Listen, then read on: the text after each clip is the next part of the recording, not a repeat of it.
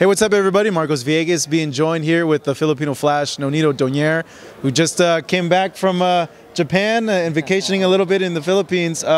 Spectacular performance that you had against Naoya Inoue. It got all of us excited about the fight, Fight of the Year candidate. How are you feeling with what you showed in that fight and everything that happened after? I feel good. I feel really good. I wish I could make big changes, and that's why I'm getting back into the gym, just to make those changes in my mindset. Fighters just don't, no matter how great a performance it is, it still lack the W. And then that's something for me to get back into the drawing board and get better. But aside from that, I feel great. Well, you lost the fight, obviously, but it's like you didn't lose because everybody's excited about you again, and we saw that much more from you in this performance. What do you think led to that? Because that was a very good, disciplined Nonito in there. I think it's just being motivated. I think that's what it is. I kept moving up in weight in the past because I wanted to get motivated. Now you get a guy in front of me who I'm really motivated, and it brought one of the best in me. And I think that it hasn't brought the ultimate best in me, and I think that it's gonna get there because of where I am mentally, and I'm grateful. I'm grateful for the experience. I mean, it was a fun fight for me. Usually when people fight Inoue, they're a little intimidated by the punching power. Did you get any of those types of feelings? I would imagine not, because you fought so many guys, but did you ever kinda for a bit buy into that? Oh, wait a second, I don't know what's gonna happen with this guy.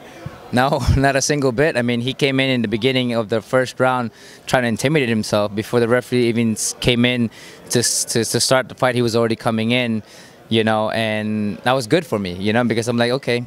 The thing is, he believes in his power, and I believe in my power. So I think that's why I'm not intimidated, because if you can land those punches on me, I can land my punches on you.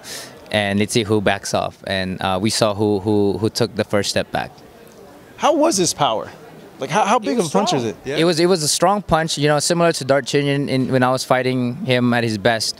But something that I thought I could take. I stood. I wobbled here and there. I wobbled with him as well. But I felt that at any moment I could take his punches. He hits hard. But I think the most dangerous for me was that body shot. That one hurt. That one hurt a lot. When that happened, the ref kind of blocked Inoue from coming in, and you went in and took the knee. What was going on through your mind when he hit you with that? Well, what was going on was that I was thinking to stay up. It hurt. I'm holding my breath. It hurt. But I got to protect myself. I'm going to run behind the referee's back, and so the referee kind of looked. See, that's a veteran move there. Yes, it is. I got to survive, Yeah. So for the referee, he was kind of confused because he couldn't see where I was at. So he tried to run forward to turn around, and at the same time, Inoue was coming after me.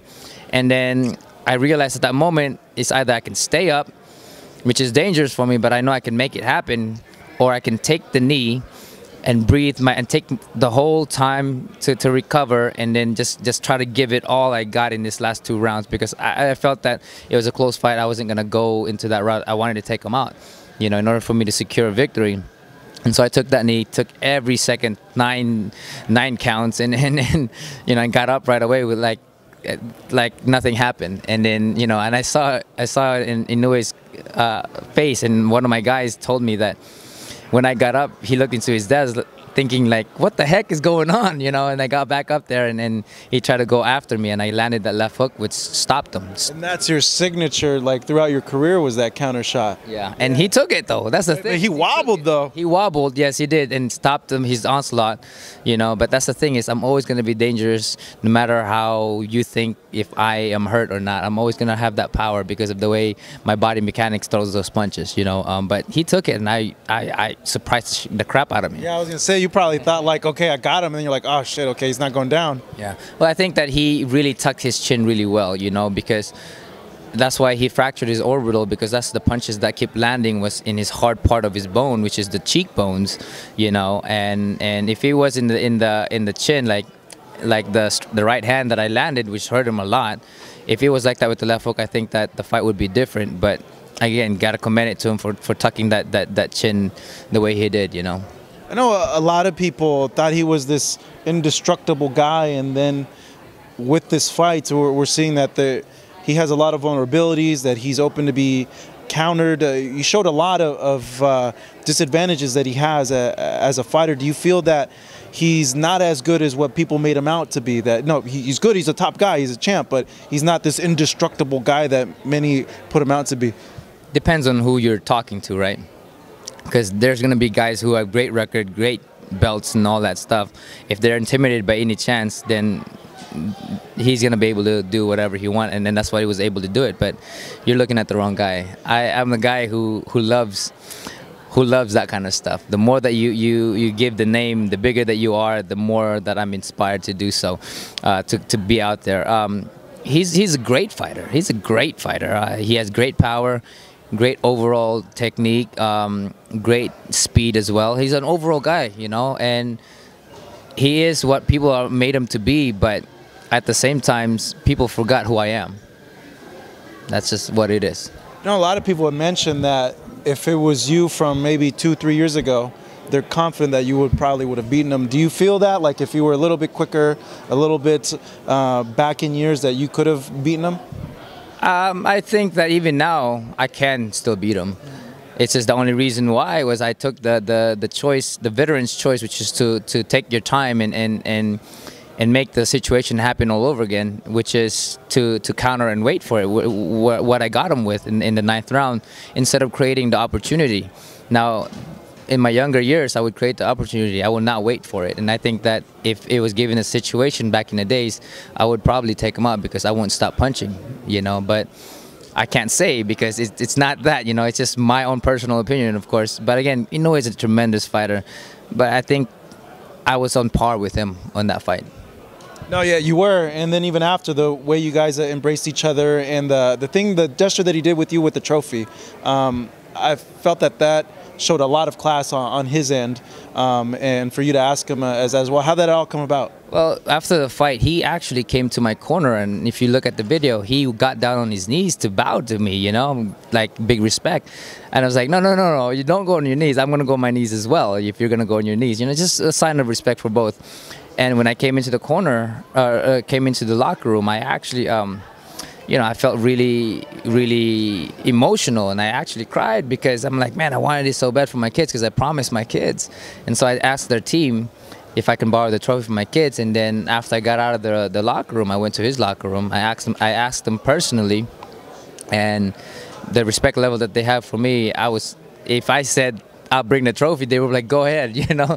But you know, they complied for it. And the next day, my son came in, and it was very excited.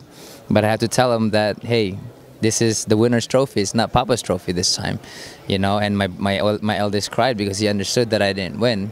And I just told him that, you know what, Papa made his promise, and I'm not gonna go back on my words. You know, that's just something that I want to instill with my kids, is integrity, and the word is golden to me.